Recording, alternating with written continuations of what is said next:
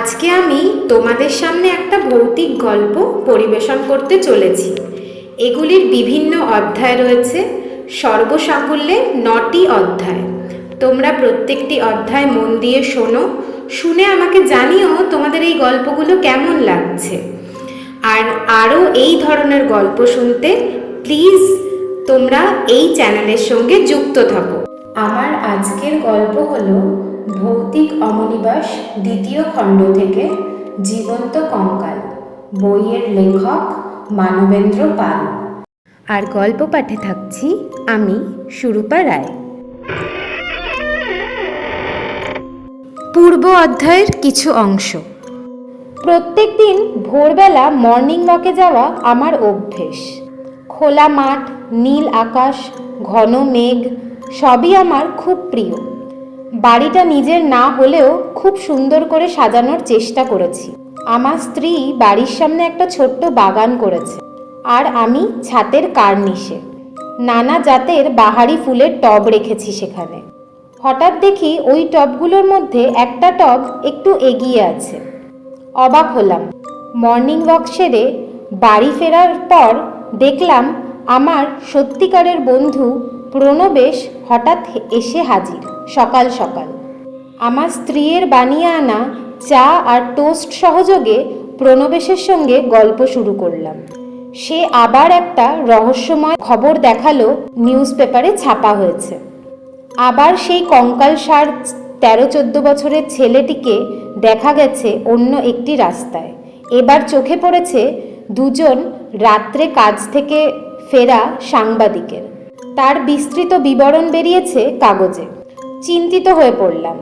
রাজু সুব্বা কি তাহলে বাতাসে আমার গন্ধ শুঁকতে শুঁকতে আমার দিকেই এগিয়ে আসছে আমার থেকে প্রতিশোধ নেওয়ার জন্য?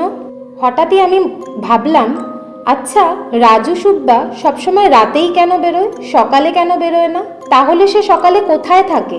প্রণবেশ বলল, খুব ভালো একটা পয়েন্ট আমি ভেবেছি, আমাদের অবশ্যই এটা নিয়ে ইনভেস্টিগেট করা উচিত। ভাবা হলো দুপুরবেলা 1টার সময় আমি আর প্রণবেশ বেরোবো সেই সম্পর্কে জানতে। এবার 5 নম্বর অধ্যায়, জীবন্ত কঙ্কালের সন্ধান। কাটায় কাটায় বেলা 1টার সময়ে প্রণবেশ জিপ নিয়ে হাজির হলো। আমিও রেডি হয়েছিলাম, বেরোতে যাচ্ছি। প্রণবেশ বলল, দাঁড়াও, একটা ফোন করে নি বলে যে 2টো কাগজে দুদিন খবরটা বেরিয়েছিল তার একটাতে ফোন করল। রিং হতেই প্রণবেশ নিউজ এডিটর পরিতোষ শীলকে চাইল। পরিতোষ প্রণবেশের অনেক দিনের চেনা। প্রণবেশের গলা পেয়ে পরিতোষ উচ্ছ্বসিত হয়ে উঠল। কি খবর ওসি সাহেব? হঠাৎ খবরের কাগজে হামলা? বেয়ারা কোনো খবর ছেপেছি নাকি? ঠিক ধরেছ, হেসে বলল প্রণবেশ। আজকাল গাঁজায় দম দিয়ে খবর ছাপছ নাকি? না, এখনো গাঁজার তেমন আমদানি হয়নি, তবে শিগগির হবে। কিরকম? সামনের সপ্তাহে বারাণসীতে কি এক মহাযোগে পুণ্যস্নান আছে। দলে দলে সাধু সন্ন্যাসী আসতে শুরু করবে, আর তখনই তাদের গাঁজার ধোঁয়ায় সারা কলকাতা অন্ধকার হয়ে যাবে। পরিতোষের রসিকতায় গুরুত্ব না দিয়ে প্রণবেশ বলল, 2 দিন ধরে হঠাৎ ওসব ভুতুরে ব্যাপার ছাপতে আরম্ভ করলে কেন? বেশি কাগজ বিক্রির লোভে? ভুতুরে ব্যাপার? ও, জীবন্ত কঙ্কালের কথা বলছো তো? হ্যাঁ, কি জানি, যে খবর আমরা পেয়েছি তা শুধু অবিশ্বাস্য নয়, অকল্পনীয়। আমাদের স্টাফ রিপোর্টার নিজে চোখে দেখেছে, তাও একজন নয়, 2জন। আর অবাক কাণ্ড, এতগুলো ছবি তুলল কিন্তু একটা ছবিও উঠল না। প্রণবেশ হেসে বলল, কেন বলো তো? পরিতোষ চাপা গলায় বলল, স্টাফ রিপোর্টারদের মতে চামড়া ঢাকা কঙ্কালটার নাকি শরীর বলে কিছু ছিল না, নইলে একটি ছবিও উঠত না। প্রণবেশ বলল, তা খবরটা দেখে পাবলিক কি বলছে?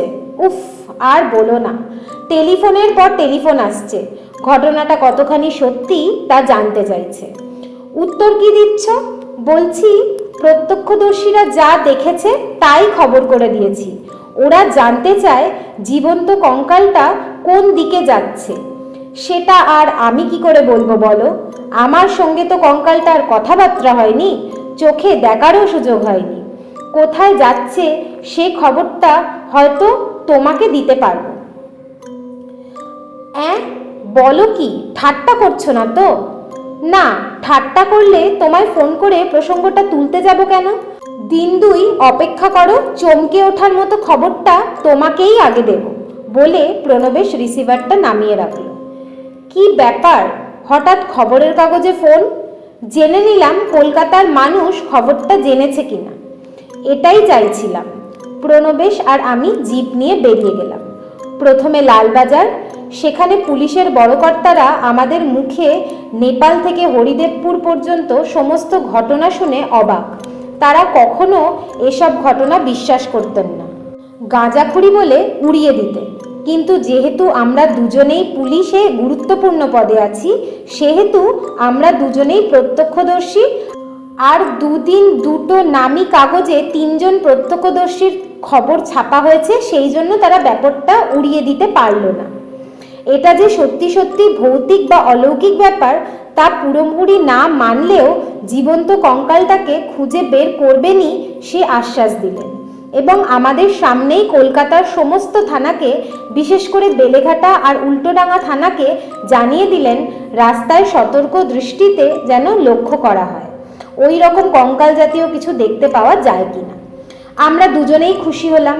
অলৌকিক হোক বা না হোক, দায়িত্বটা এখন শুধু আমাদের দুজনের রইল না। পুলিশ টেক আপ করেছে, কাজেই আমরা অনেকটা নিশ্চিন্ত।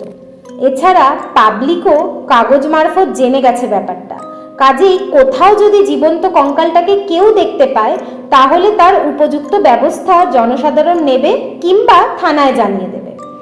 আমাদের আর ভাবতে হবে না। পাবলিক যে এই ব্যাপারটা নিয়ে কতটা মেতে উঠেছে বেলেঘাটা মেন রোডে ঢুকতেই তা বুঝতে পারলাম। যদিও তখন বেলা প্রায় 3টে, রাস্তায় লোকজন কম, তবু দুধারে ফুটপাতে লোকের জটলা। বোঝা গেল আজকের কাগজের খবরটা পড়ে তারা চঞ্চল হয়ে উঠেছে। একজন বলছে সব গাঁজা, খবরের কাগজগুলো পর্যন্ত আজগুবি খবর ছড়াচ্ছে। আর একজন প্রতিবাদ করে বলছে এর আগেও অন্য কাগজে এই রকম খবর বেরিয়েছে, বাজে কথা হলে দুটো বড় কাগজে এরকম ছাপা হয়। আমরা জিপটা থামিয়ে নেমে পড়লাম। পুলিশ দেখে ওদের কথাবার্তা থেমে গেল। প্রণবেশ এগিয়ে গিয়ে বলল, আপনারা যা নিয়ে আলোচনা করছেন আমরাও সেই বিষয়েই খোঁজ নিতে বেরিয়েছি। লালবাজার সমস্ত থানাকে জানিয়ে দিয়েছে রাত হোক দিন হোক এরকম কাউকে দেখলেই তখনই যেন ধরবার চেষ্টা করে। পুলিশের মুখ থেকে এই কথা শুনে ওরা খুব উৎসাহ পেল। বলল, আমরা স্যার ঠিক করেছি রাতের বেলা রাস্তায় রাস্তায় পাহারা দেব। ইতিমধ্যে পুলিশ দেখে আরও লোক জড়ো হয়ে গেছে। প্রণবেশ বলল, একটা জিনিস মনে রাখবেন, ওই যার কথা বলা হচ্ছে সে আপনাদের বেলেঘাটায় থাকতে আসেনি।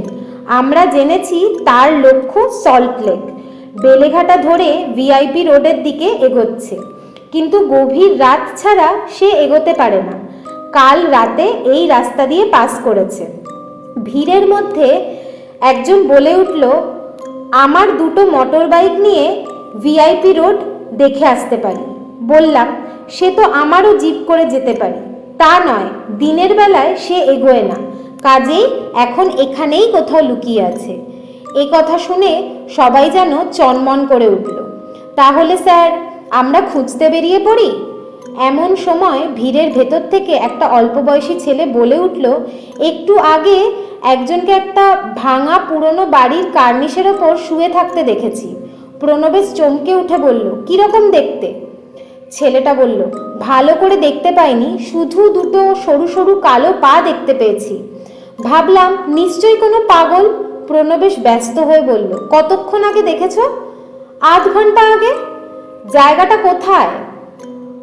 আর একটু আগে, শেতলা মন্দিরের কাছে। তুমি আমাদের সঙ্গে জিপে উঠে এসো। ছেলেটাকে জিপে তুলে নিয়ে আমরা শেতলা মন্দিরের দিকে চললাম। আর একদল ছেলে ছোকরা লাঠি টাঙ্গি হাতে নিয়ে হই হই করে আমাদের পেছনে ছুটে আসতে লাগলো। শেতলাতলা ওখান থেকে বেশি দূরে নয়, আলো ছায়া সিনেমা হলের কাছেই। তার একটু দূরেই ভিআইপি রোড চলে গেছে, উল্টো ডিঙি। আর বাইপাস পার হলেই সল্টলেক। ইস্টার্ন বাইপাসকে ডান দিকে ফেলে যে রাস্তাটা, সেটাই সল্টলেকে ঢোকার পথ। ছেলেটা বললে এইখানে সঙ্গে সঙ্গে গাড়ি থামালাম। জায়গাটা আলো ছায়া সিনেমা হল আর শেতলা তলার মাঝখানে। এখানে মেন রোড থেকে বাঁদিকে একটা রাস্তা চলে গেছে, আর সেই রাস্তার সামনেই একটা বিরাট তিনতলা বাড়ির জীর্ণ কঙ্কাল দাঁড়িয়ে। ছেলেটার পিছু পিছু আমরা এগিয়ে চললাম। ছেলেটা বাড়ির সামনে এসে দাঁড়ালো। ভাঙা পাঁচিলে ঘেরা কম্পাউন্ডের মধ্যে বাড়িটা। একতলার জানলা দরজা সব উধাও। দোতলার বিবর্ণ জানলা যে কটা সামনে থেকে দেখা গেল সবই বন্ধ। তিনতলার ওপর বিরাট লম্বা ছাদ। ছাদের আলসেতে ছোট ছোট ঘাস গজিয়েছে। বাড়ির পিছনে মস্ত একটা বট গাছ।